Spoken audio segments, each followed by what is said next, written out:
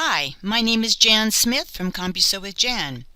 I am in my Premier Plus Embroidery Extra software module, and what you're looking at in the work area is a little tree design I created really fast while playing around in the software just for fun. I used the border tab for this, using the built-in motifs in the software, and the motifs are the same as the stitches in your sewing machine. Before we get started, let me show you how this design will embroider. I'm going to click on the design player up here. I'm going to click on play, and I can just speed this up a little bit. Notice it starts at the top, and the first row embroiders from the left to the right. The second row embroiders from the right to the left, and they keep alternating to create smaller, shorter jump stitches.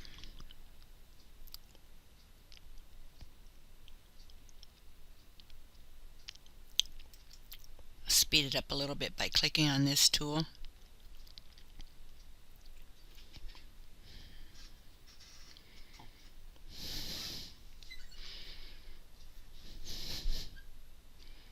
Now this is the way. I'm just going to cancel out that I want this design to embroider. So I'm going to show you how to create this, and like I said before, I was just playing around in the software having some fun and came up on this. So I'm going to click on this design now. I'm just going to cut it. Click on cut up here. I'm on the home tab just to put this in the clipboard right now.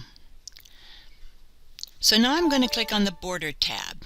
We're going to be using motifs, so I want to select motifs over here on this side because that will put our motifs in a line, and we're using lines. Over here they're going to just be filling a hoop or just make a hoop border.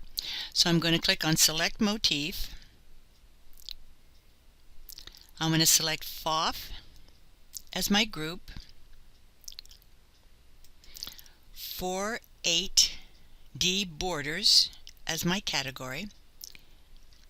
And down here, all the way down, I want number 24 as my pattern. I'm just going to leave everything the way it is because we're just playing around in the software, and if you want to change anything later, you can do that. So I'm going to just click OK. One of the things I want you to make sure is to make sure you have a check mark in group. That's very important because we want all of our lines to be grouped.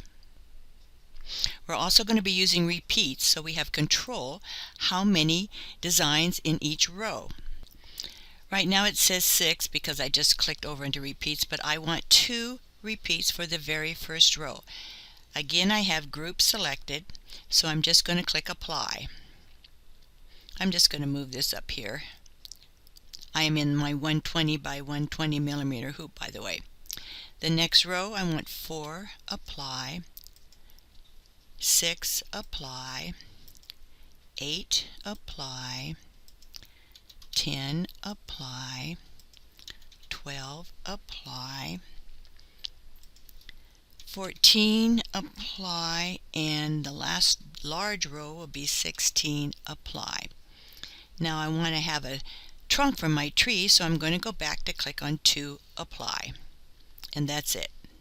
I have 9 rows of motif designs. Let's see how this is going to embroider. I'm just going to go back to my home tab. So let's see how this is going to embroider. I'm going to click on design player. I'm going to click on play. I'm just going to make it go a little faster by clicking on this tool right here, and notice it starts at the bottom and it's moving up to the top, which is okay. You can have it embroidered that way. But the one thing it's doing is embroidering from the left to the right for each row, which means you're going to have longer jump stitches.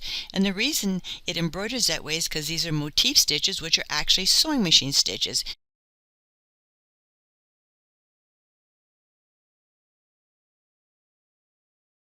So the first thing that I want to do is change how the rows are going to embroider. Before I do that, though, I want to save this as a working file, because I may want to come in later and make some changes.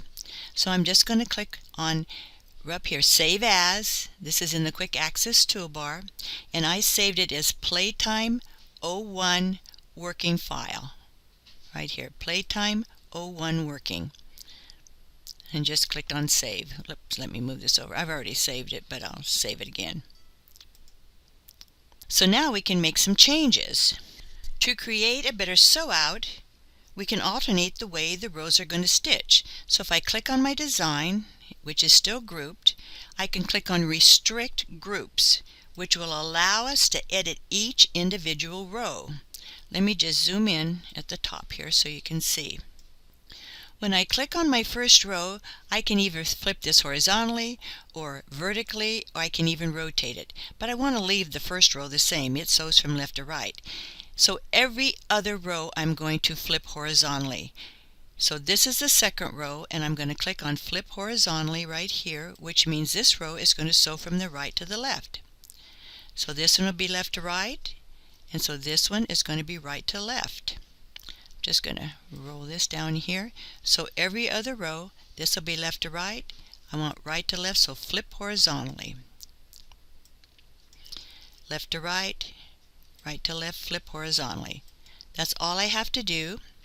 And so I'm going to zoom to fit, and I'm going to remove the restrict groups because I don't want to do any other editing, and I want you to see how this is going to embroider.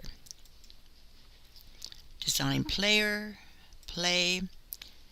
It's still embroidering from the bottom to the top because we didn't change the color sewing order. We just changed how each row is going to embroider, which is going to create shorter jump stitches. Much better than having a jump stitch clear across the design. I'm going to cancel here.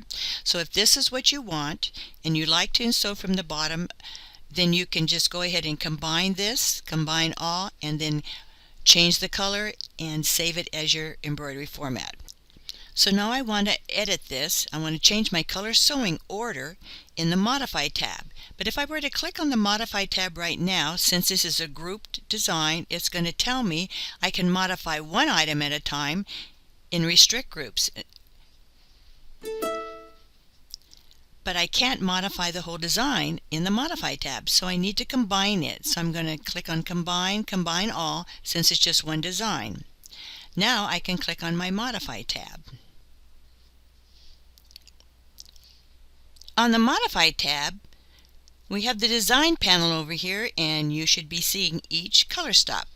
But since I have a smaller window when I'm recording, that isn't visible to you. So let me just move this down. I'm taking my window out of the, out of your viewing area, although I'm just going to collect this.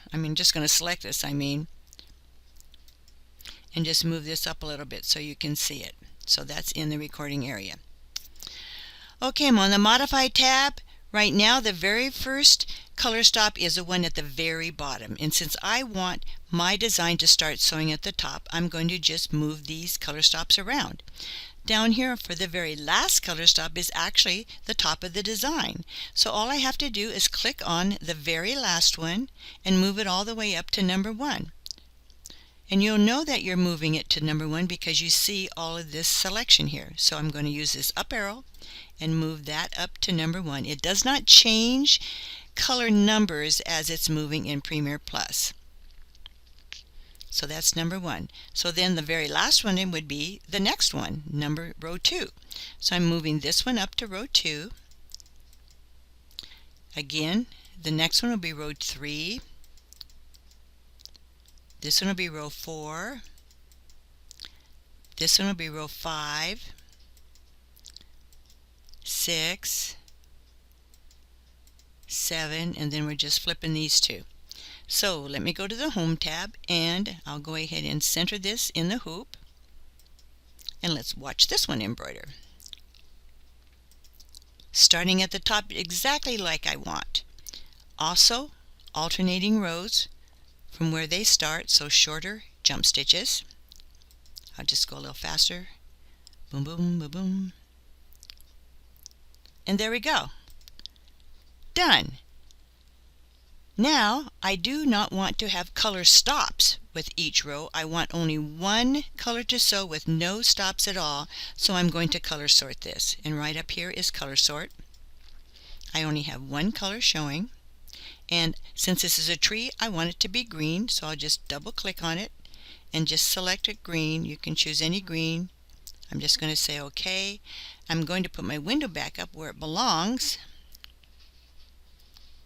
And then the last thing I need to do is to save this as an embroidery design.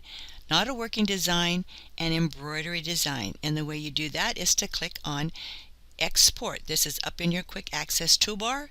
I'm going to click on Export. I'm saving as a VP3, and the window isn't large enough for you to see what I'm going to do, but I'm going to click OK, and I'm not going to need any of these changes in here. So I'm going to click OK, navigate to where I want to save it, and right now I have it right here, and it's being saved as Playtime 01X. That's what I want to save it as, and I would have typed this in. Right now it says working. I don't want working, but I've already saved it. Otherwise you would type in the new name for it, and the X means export, and I'm just going to move this up so you can see it and then export it. I'm actually replacing it, and that's all there is to it. So I hope you've enjoyed this little first part of a small series of playing around in the border tab. Bye now.